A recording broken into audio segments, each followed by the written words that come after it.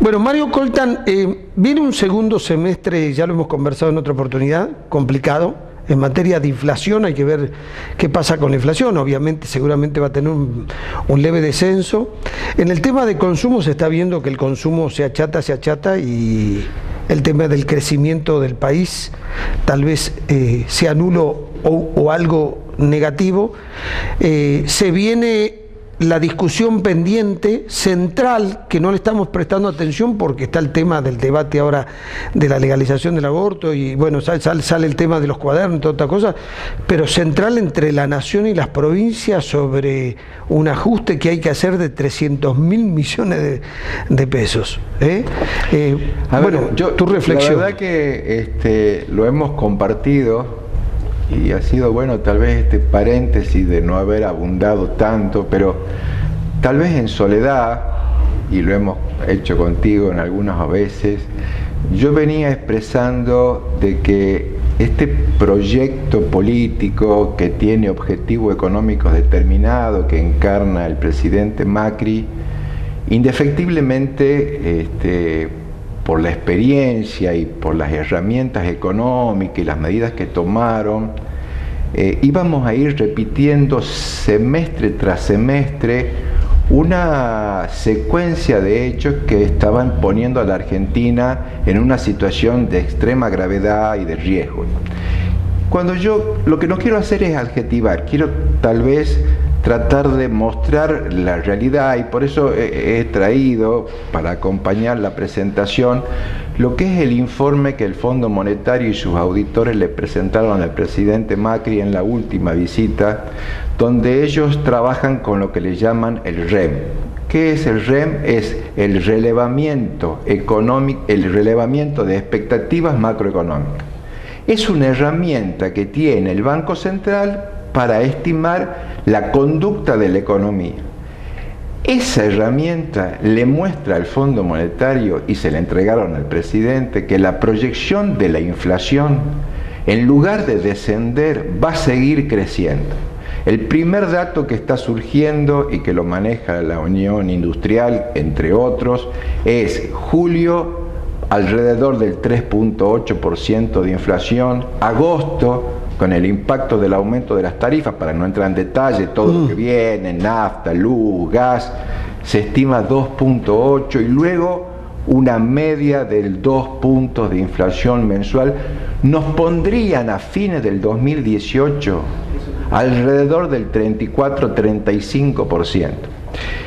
De ser así, y lo dice el propio Fondo Monetario, Argentina estaría en una situación de preparar lo que en términos de relaciones internacionales con el fondo se llama un pedido de perdón, un waiver.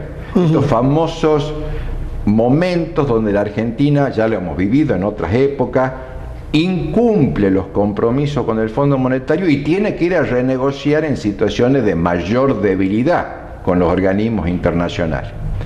Este indicador que marca que estaríamos arriba del 34% de inflación está empujando en dos direcciones.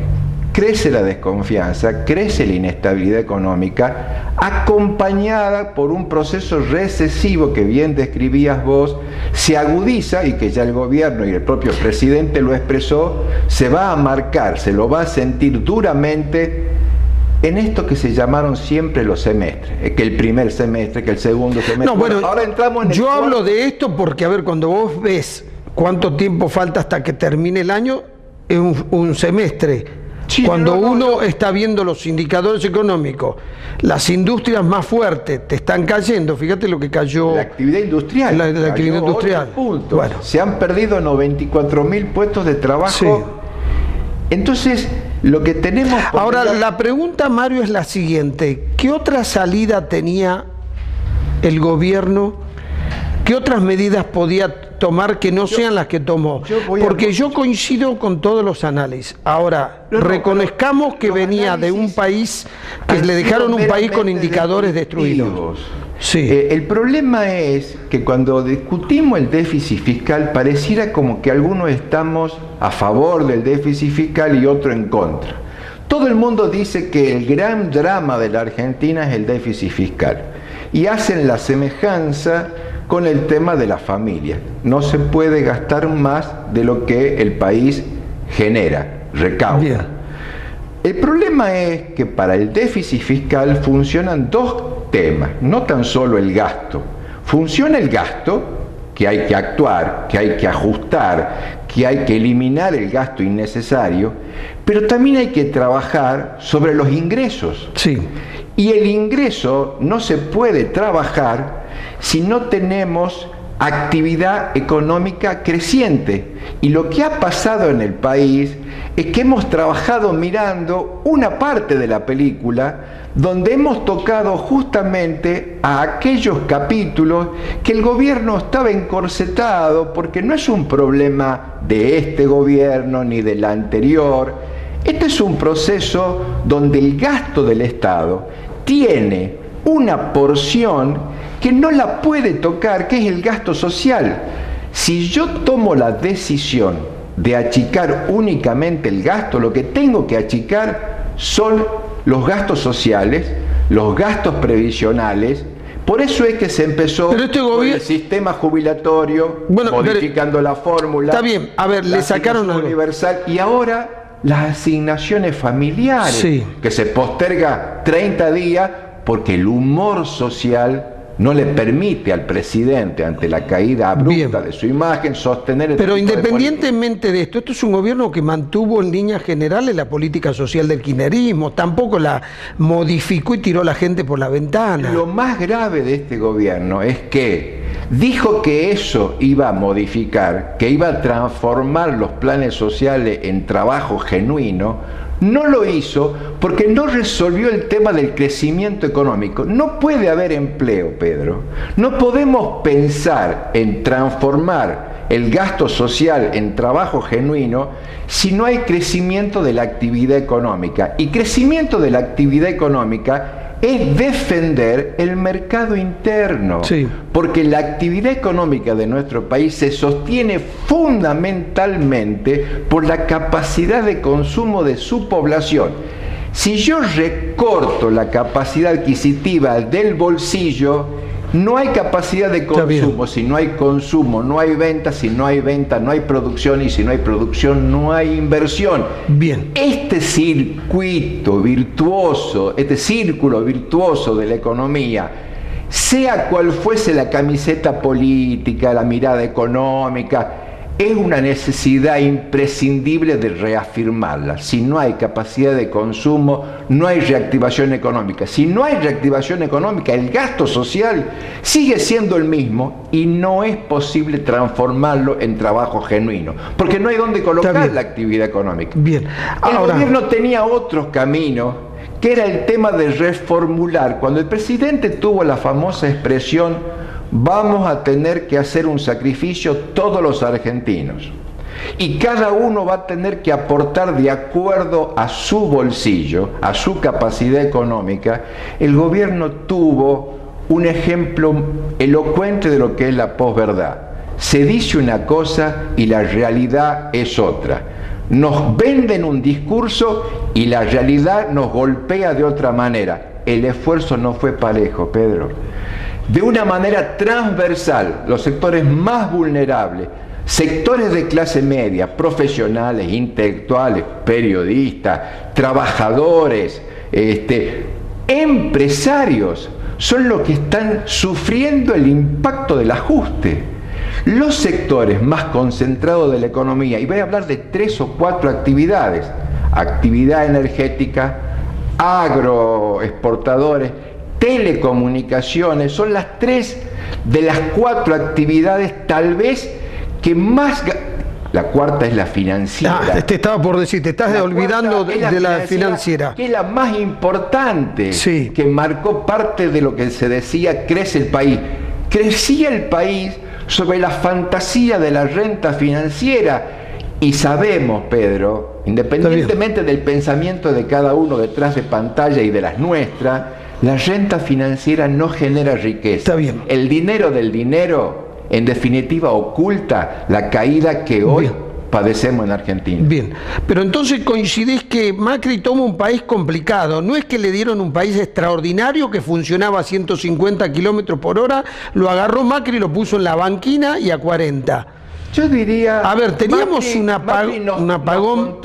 Nos contó una historia, sí, donde dijo que la inflación era, la verdad, que la demostración de la incapacidad de un gobierno. La inflación era un tema fácil de manejar y que él lo iba a resolver. Esto está en los videos de campaña.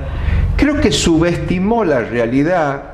Creo que cuando... No, y sobreestimó otras cosas. Él creyó que él llegaba al gobierno y las inversiones iban a hacer cola en Ezeiza. Pero además las inversiones demoran. Más allá de que él sea un hombre del mundo de los negocios, el inversor toma la temperatura, le pregunta a sus consultores, llama a las embajadas, piden información. Nadie trae un peso a la Argentina porque el presidente sea un hombre del mundo de los negocios.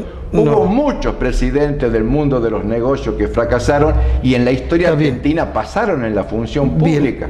Digo con esto de que hay una responsabilidad del presidente de no ser tan, perdóname la expresión, obtuso, ya hasta, perdónenme la expresión, cabeza dura, de no poder reflexionar a tiempo, porque va conduciendo al país a repetir una historia. Imaginemos. ¿Vos no le aceptás la explicación del gobierno que dijo, no les conté la verdad de la situación en que recibí el país? ¿Vos no crees? Pedro, yo creo que eso es parte de una historia para justificar errores cometidos. Yo creo que un amigo del presidente, un economista prestigioso del mundo liberal como es Melconian, se lo dijo: basta de circo, basta de globo. Está bien. Tenemos que modificar el rumbo económico, por esta la chocamos, lo dijo Melconian, no lo dice Mario Costa. Bien. ¿Qué dice Mario Cortland sobre el tema de la corrupción? ¿Cuánto incide en la realidad económica de un país como la Argentina cuando estamos viendo estos niveles de corrupción que hubo? Mira, yo la verdad que el tema de la corrupción, hace muchos años, yo creo que la corrupción no es un tema de hoy, que es un tema, viste, cuando... de la historia del mundo. Los economistas hablan, tenemos una herencia de 70 años en la Argentina. Hay economistas que usan mucho esta frase de los 70 últimos años y no hemos cambiado, que hay una sociedad corrupta, hay empresarios corruptos, políticos corruptos, hay un sistema corrupto de financiamiento de la política, hay empresarios que se enriquecieron con la corrupción de una manera acelerada.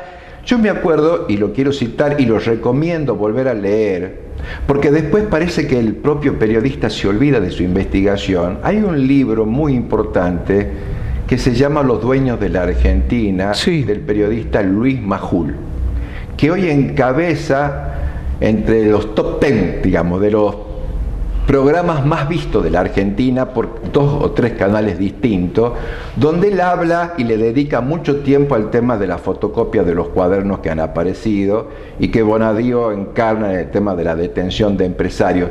Pero él se olvida de describir que la corrupción, si tuvo un momento de esplendor en la Argentina, fue en medio del proceso más oscuro de la historia argentina de los años 76 hasta la vuelta de la democracia, cuando escribió de una manera extraordinaria y documentada, porque no fueron fotocopias ni fueron cuadernos, era documentación de convenios, de contrato entre el Estado y las empresas, donde grupos como Amalita Fortabá, como Belguroni, como Sogma, la empresa del padre del presidente Macri, cómo se enriquecieron con el Estado y cómo funcionaba el sistema de las coimas y de las comisiones, o que tenían otra definición. Entonces me estás dando la razón. Este es un país al que la corrupción le quitó permanentemente oxígeno, ya sea gobierno militar o gobierno democrático. Yo estoy y los niveles cambian, porque el equipamiento moral de los presidentes no son igual, pero los niveles cambian. La corrupción hay que combatirla, sea el gobierno que sea. Si hay que definir temas a resolver. La corrupción es uno de los capítulos importantes, pero no nos quedemos tan solo en una suerte de cortina de humo. Si vamos a investigar la corrupción, si vamos a meterle mano en serio al tema de la corrupción, empecemos y terminemos. Está bien. Porque si vamos Coincido a empezar con las fotocopias, vamos a poner en prisión 3, 4, 5, 10, 15 empresarios que hoy entre ellos aparece un CEO de Techín. Digo, no es cualquiera, hablo de la empresa líder de la siderurgia argentina. Sí. Que puso plata en bolsos para para el otro, para la historia de los gobiernos, de la democracia y del proceso. Techín fue parte, como el grupo Roca, que se enriquecieron justamente, y está descrito en este libro que te menciono, de Luis Majul, enriquecieron en ese proceso. No es nuevo el tema de Ahora, si lo vamos a hacer, lo hagamos y terminemos. Bien. Porque si no, vamos a quedar con la sensación de que en este país la justicia es todo humo, es cuestiones mediáticas, hacemos de esto un negocio político y nos quedamos y las cosas siguen iguales. Bien. Si los empresarios están comprometidos, porque en la corrupción hay dos actores, el que paga y el que cobra. Pero en eso estamos de acuerdo, por eso te dije...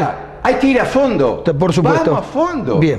Vamos a fondo. Y si Coincidimos. tiene que llevarse puesto la justicia para defender las instituciones que tienen que recuperar prestigio, vamos a fondo, porque esto no funciona al margen de los empresarios, no funciona al margen de la política y no funciona al margen de la justicia.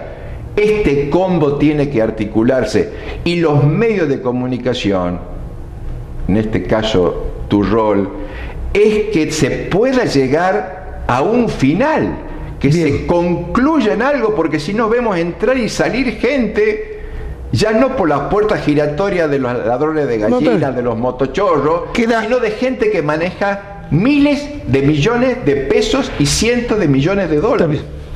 Mario, queda claro, coincidimos en eso, es irrefutable.